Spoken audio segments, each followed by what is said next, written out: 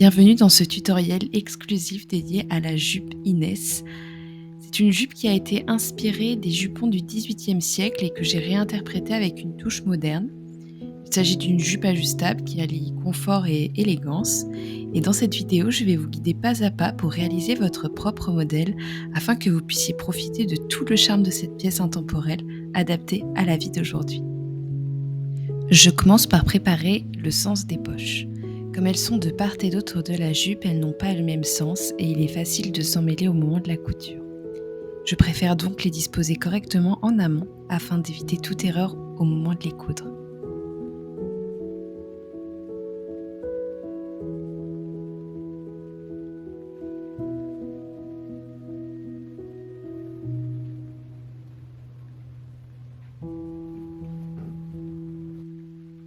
Ensuite, je viens poser le biais de finition sur l'ouverture de la poche, endroit contre endroit, et je répète l'opération sur les deux poches.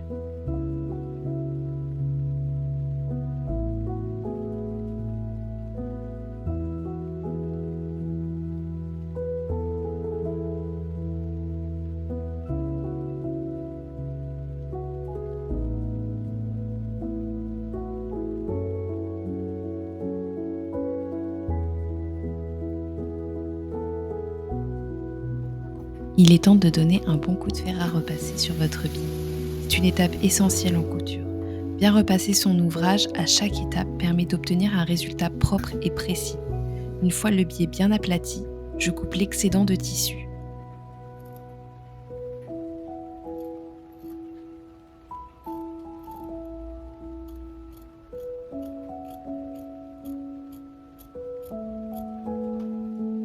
Je replie maintenant mon biais de façon à ce qu'il dépasse légèrement, environ 1 mm par rapport à la première couture.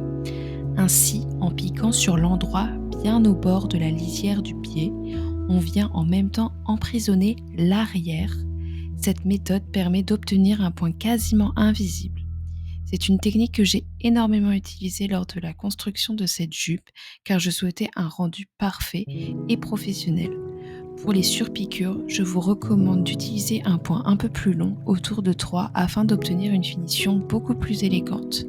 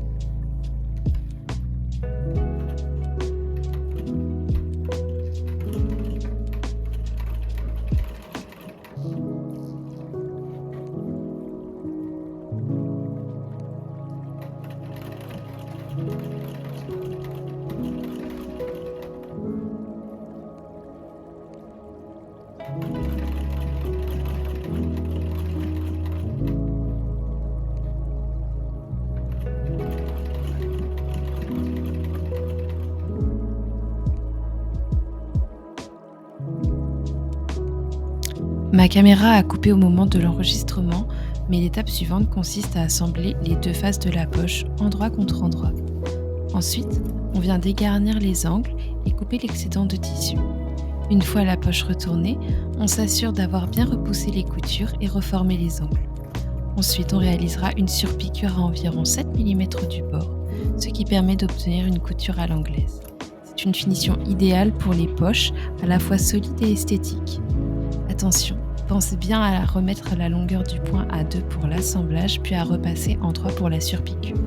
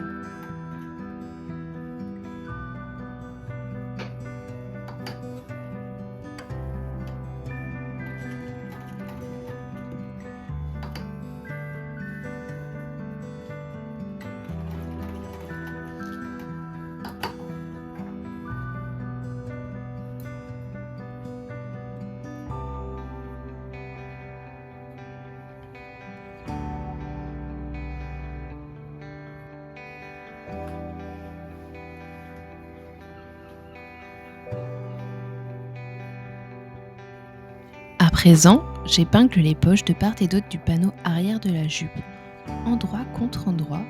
Faites bien attention à ne pas vous tromper dans le sens des poches lors de cette étape.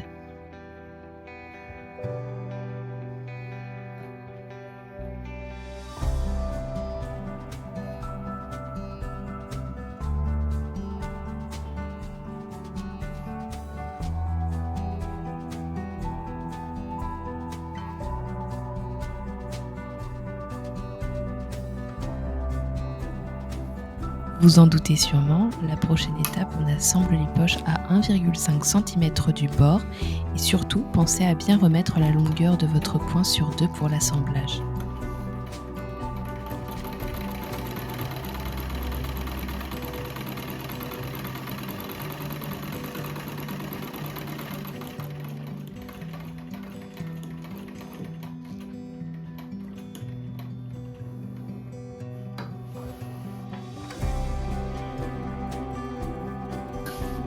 Encore une fois, on pense à bien aplatir les coutures avec un bon coup de fer à repasser. Vous pouvez également utiliser un clapet à tailleur, ce qui permet d'obtenir un rendu encore plus net et plus professionnel.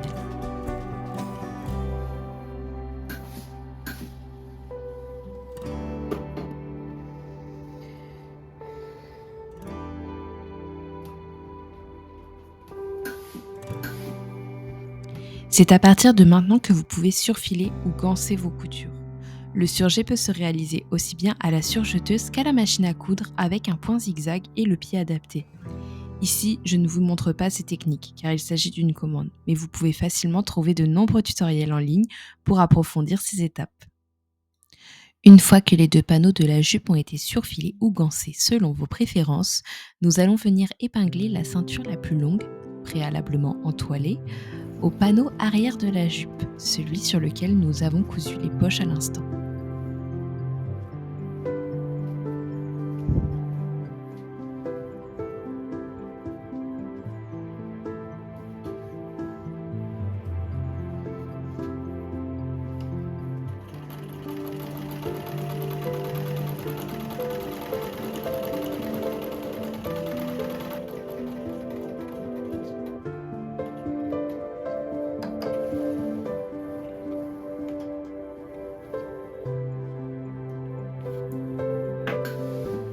Après l'assemblage, on passe obligatoirement par le fer à repasser pour bien aplatir les coutures et ensuite on va replier les extrémités de la ceinture de jupe endroit contre endroit, puis on va coudre les angles droits en s'arrêtant juste avant que l'aiguille n'atteigne la poche.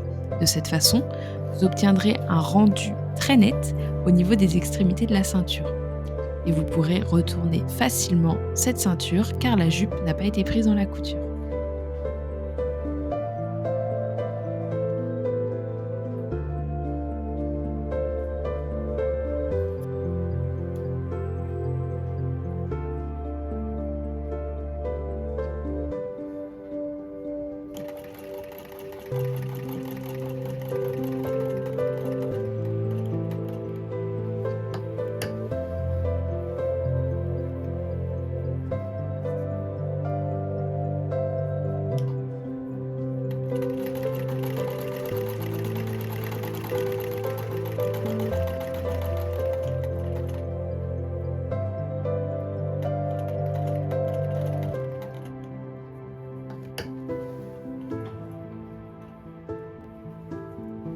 On pense évidemment à dégarnir les angles avant de retourner les extrémités pour que les finitions soient parfaites.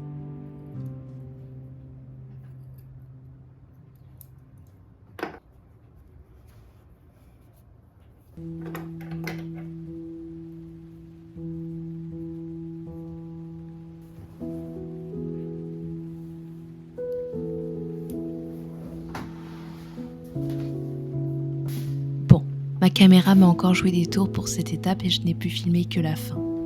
Mais elle consiste, comme avec le biais de finition des poches, à replier l'envers de la ceinture légèrement en dessous de la couture initiale.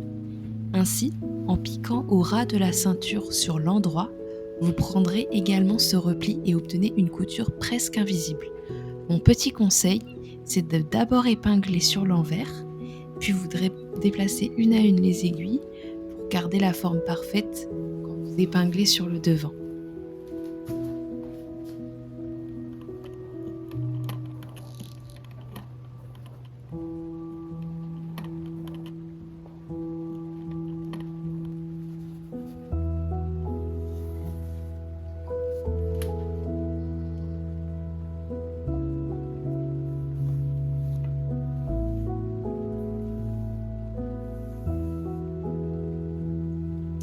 Je dois vous avouer qu'à partir de cette étape, j'ai fait une petite erreur.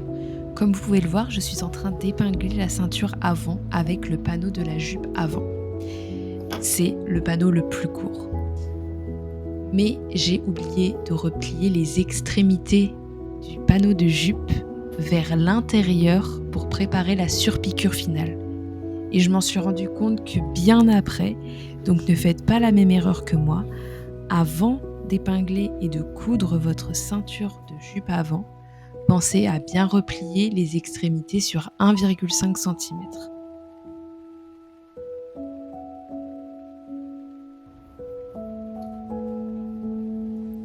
Une fois que la deuxième ceinture et la deuxième jupe sont assemblées, on va répéter presque la même étape que pour la finition du panneau de jupe précédent. Sauf que cette fois, on ne ferme pas complètement l'angle. On va juste faire une ligne le long de la bordure et on va faire en sorte en fait que la ceinture forme un petit tuyau.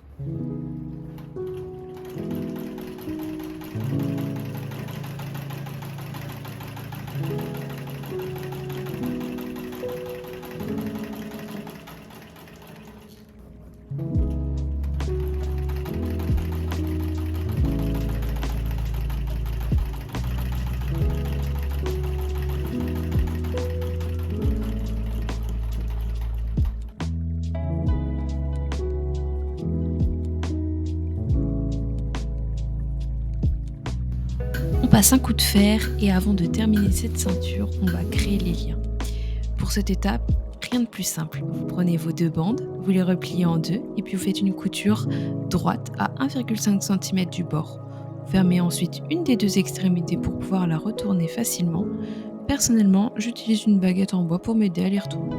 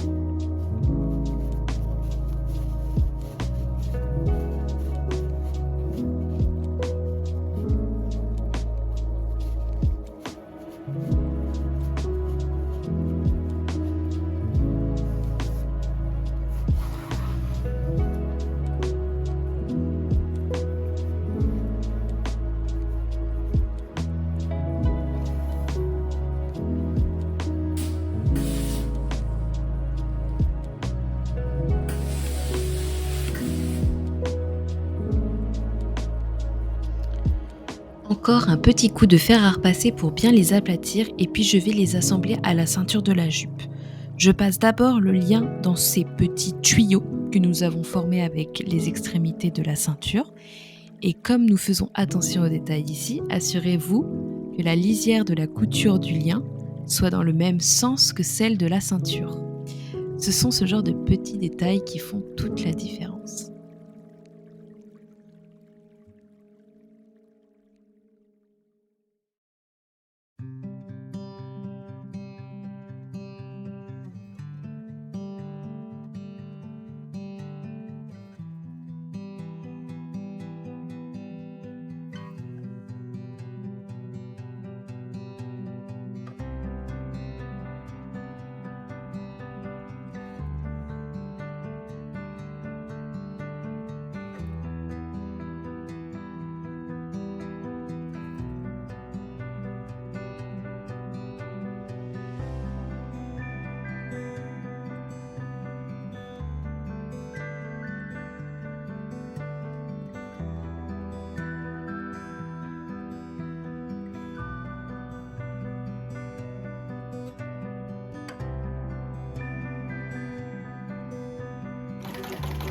Pour sceller la ceinture et assembler les liens, on réalise une couture à environ 1,5 cm du bord.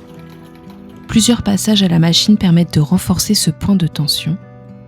Puis, on va couper les angles et l'excédent de couture avant de retourner l'extrémité de la ceinture en tirant doucement sur les liens.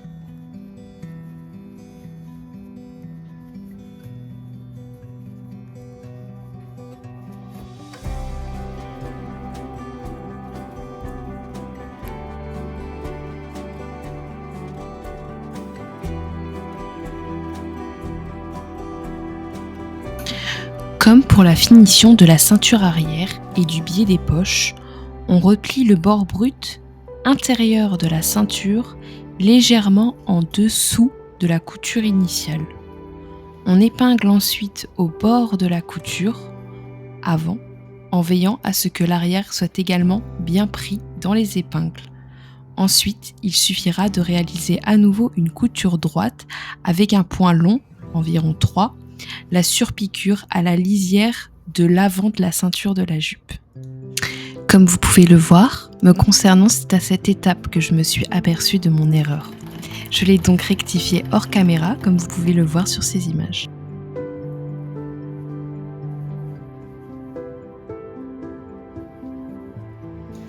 Nous allons à présent assembler les 2 panneaux de la jupe. On sent que la fin de ce projet est proche. Placez les 2 panneaux endroit contre endroit.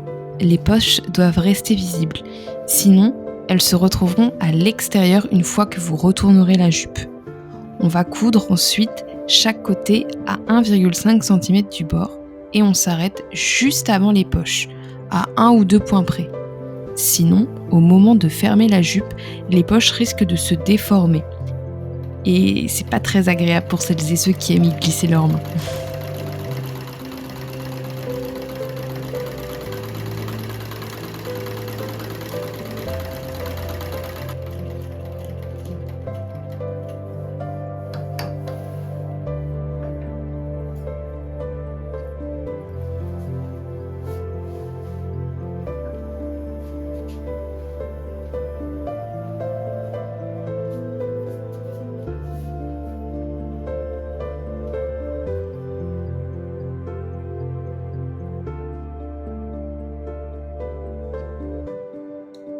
Une fois les coutures latérales ouvertes au fer, on passe aux finitions des poches, les surpiqûres. Pour éviter de coudre accidentellement les poches, je procède dans cet ordre. Je commence par la surpiqûre côté poche en ligne droite et je termine exactement à l'endroit où débute la couture d'assemblage latérale des panneaux. Ensuite, je réalise la piqûre droite du panneau de jupe avant. Enfin, je viens faire quelques points aller-retour perpendiculaires aux 2 surpiqûres précédentes. Cela renforce la couture de jonction des 2 panneaux de jupe à une zone soumise à beaucoup de frottement et de tension. Comme vous avez pu le constater dans cette partie de vidéo, je me suis retrouvée à court de fil de canette en plein milieu de la surpiqûre. Pour ne pas vous retrouver dans la même situation que moi et avoir une surpiqûre extrêmement propre et nette, pensez à bien vérifier la quantité de fil restant dans votre canette avant de commencer vos surpiqûres. Et si jamais il n'en reste pas assez, pas de panique, gardez le reste pour la couture des boutons. Comme je le mentionne dans le tutoriel écrit, la manière dont vous réalisez votre ourlet reste assez libre. Personnellement, j'aime les ourlets fins et discrets et je n'aime pas qu'on voit le surjet. Donc, je surjette toute la jupe pour que cela me serve de guide, et puis je réalise un ourlet piqué assez fin en roulotant à la largeur du surjet. Comme ça, il est complètement dissimulé, la couture est renforcée, mais ça reste un ourlet très discret.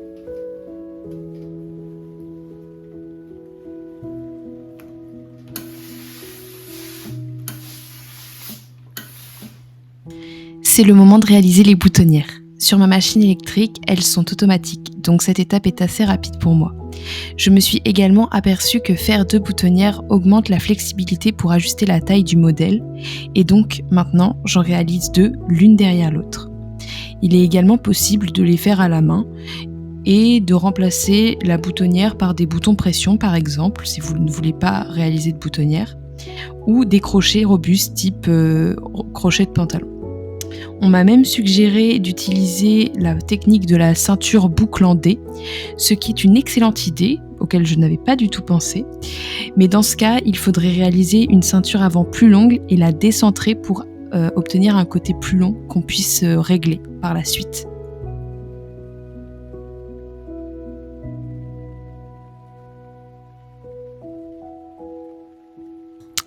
J'ai choisi de réaliser des boutons recouverts pour ma part, car je trouve ça très élégant et raffiné.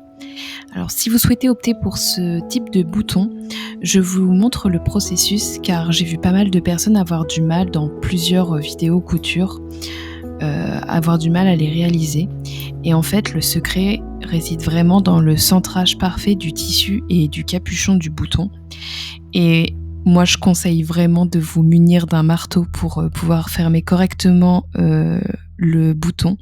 Sans ça, je trouve que les boutons ne sont pas solides. J'ai fait plusieurs essais au début et les premiers boutons que j'ai réalisés sans marteau n'ont malheureusement pas tenu, alors que ceux que j'ai réalisés avec un marteau se portent encore très bien aujourd'hui, alors que je les porte quotidiennement depuis la réalisation de cette jupe.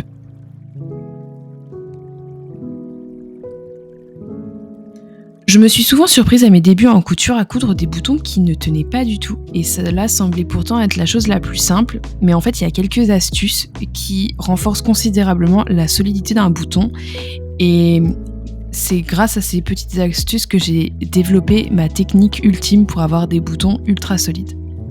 Donc dans un premier temps, je commence toujours par piquer entre 2 couches de tissu pour rejoindre l'endroit où je veux fixer le bouton.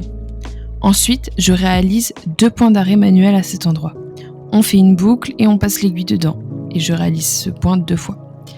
Ce n'est qu'après cela que je fixe le bouton.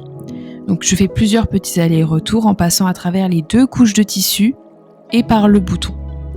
Je préfère passer par 2 couches de tissu plutôt qu'une, car je trouve que c'est beaucoup plus solide. Et comme il s'agit d'une zone de tension, on a absolument besoin de renforcer la solidité. Pour les boutons recouverts, une fois que les différents points sont réalisés, et j'en recommande entre 4 et 5, on fait un nouveau point d'arrêt, puis on pique au niveau du dernier point et on fait ressortir l'aiguille un peu plus loin entre les 2 couches de tissu. De cette façon, on laisse un peu de fil et cela permet de ne pas fragiliser le nœud en le coupant au ras, en coupant le fil au ras du dernier nœud. Parce que c'est quelque chose que je vois très régulièrement sur les tutos de couture de boutons et justement il ne faut pas faire ça car ça fragilise le point de fermeture entre guillemets du bouton. Et pour un bouton plus classique avec 2 ou 4 trous, ce qu'il faut faire avant de réaliser les nœuds de finition, on enroule plusieurs fois le fil autour du bouton, ça permet de le surélever légèrement et ça facilite l'enfilage dans la boutonnière.